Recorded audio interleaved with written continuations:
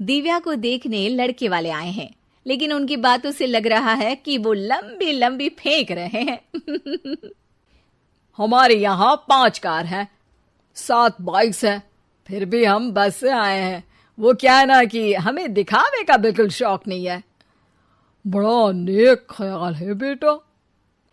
लेकिन खुद की गाड़ी में बैठना दिखावा थोड़ी ना होता है।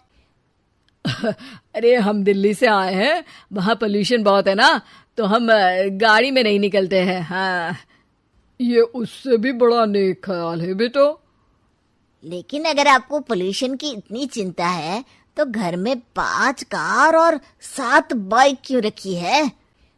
अरे इतने पैसे हैं, फुर्सत में क्या करेंगे, कुछ ना कुछ खरीद लेते हैं। अभी पिछले ही हफ्ते एक हेलीकॉप्टर खरीदने का सोच रहा था। तो क्यों नहीं खरीदा? अरे उसके पंखे हवा ज्यादा देते हैं, हमारी माँ को ठंड बहुत लगती है ना, अब बुजुर्गों का ध्यान रखना पड़ता है ना। अरे वाह वाह, ये तो बहुत बड़ा ऊंचा और नेक ख्याल है। हम कैसे मान ले कि ये लोग झूठ नहीं बोल रहे हैं? अरे हमारा परिवार झूठ नहीं बोलता। दिल्ली शहर में किसी से भी पूछ लीजिएगा, हमारे बेटे का बड़े लोगों में उठना बैठ झूठ नहीं बोल रहे हैं। अरे हमारा परिवार झूठ नहीं बोलता। दिल्ली शहर में किसी से भी पूछ लीजिएगा, हमारे बेटे का बड़े लोगों में उठना बैठना है। हाँ। अरे छोटो चुप रह, इतने बड़े लोग हैं, झूठ क्यों बोलेंगे? हमारी फैक्ट्री है, और ऐसी फैक्ट्री कि यहाँ ग्राहक आया, इधर सामान बनाया जल्दी जल्दी, और हम हर काम ना जल्दी करते हैं। हाँ वही तो, तब जल्दी जल्दी अपनी बेटी का हाथ हमारे बेटे के हाथ में दे दीजिए। दिव्या के पिताजी दिव्या के भाई छोटू की एक भी बात न मानते हुए दिव्या की शादी दिल्ली के इस फेंकू परिवार में करवा देते हैं। जब दिव्या ससुराल पहुंचती है तब आपकी कार्स और बाइक्स कहाँ है? मुझे बाहर जाना था किसी काम से। कार और बाइक्स? कौन सी कार और बाइक्स? अरे जब आप मुझे देखने आए थे तो कहा था ना कि आपके यहाँ 5 कार्स हैं और 7 बाइक्स हैं। हाँ हाँ, उस दिन थी, आज नहीं है। है? आज कहाँ गई? अरे जिनकी थी वो ले गए। मतलब वो आपकी नहीं थी? आपने तो कहा था हमारे घर पर है।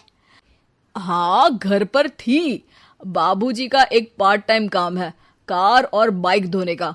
उस दिन घर पे 5 कार और 7 बाइक्स थी तो बोल दिया था। अरे झूठ थोड़ी ना बोला है, जैसा था वैसा बोल दिया। और वो हेलीकॉप्टर खरीदने वाली बात, वो झूठ थी क्या? अरे बिल्कुल नहीं, शहर में एक नई कंपनी आई है पंखे की, जिसके पंखे बड़े हैं। कंपनी का नाम हेलीकॉप्टर रखा है। जब लेने गए तो हवा बहुत तेज फेंक रहा था, तो माँ ने बोला ठंडी लगेगी बेटा। वैसे भी दिल्ली में ठंड ज्यादा होती है ना। झूठ कहाँ बोला मैंने, जैसा था वैसा बोल दिया। हे भगवान, और वो फैक्ट्री वाली बात, इधर ग्राहक आया उधर सामान तैयार। अरे वो भी तो बिल्कुल सही है। मेरा ना पानी पूरी का ठेला है, इधर ग्राहक आता है उधर पानी पूरी बना देता हूँ। अरे झूठ कहाँ बोला, जैसा था वैसा बोल दिया। हे राम, मेरे तो कर्म फूट गए। आपने तो कहा था कि आप लोगों का बड़े लोगों में उठना बैठना है। अरे है तो, पहले मैं बहुत बड़े लोगों के यहाँ नौकर था।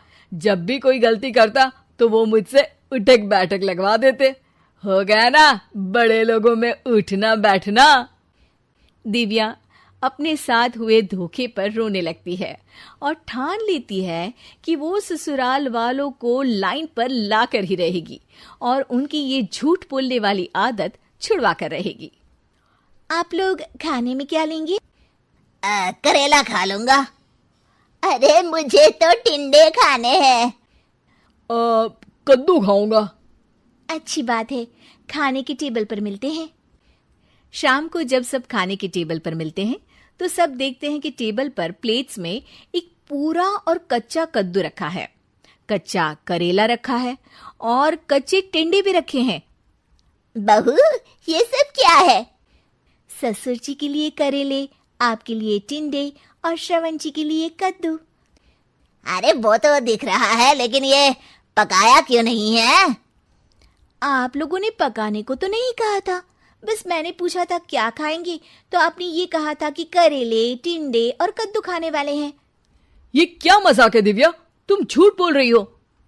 अरे मजाक कहाँ है, आपने कहा कद्दू खाएंगे तो खाइए, ऐसी थोड़ी ना कहा था कि पका हुआ खाएंगे। और वो आप क्या कहते हैं, जैसा था वैसा बोल दिया, झूठ कहाँ बोला मैंने। दिव्या की बात सुनकर, समझकर सब शर्मिंदा हो जाते हैं और उन्हें अपने किए और झूठ बोलने की आदत पर पछतावा होता है। दिव्या समझदारी दिखाते हुए उन्हें सच के रास्ते पर चलने और किसी से मजाक में भी झूठ ना बोलने की सीख देती है और उनके काम में मदद करके उनके काम को और बड़ा बनाने में मदद करने लग जाती है।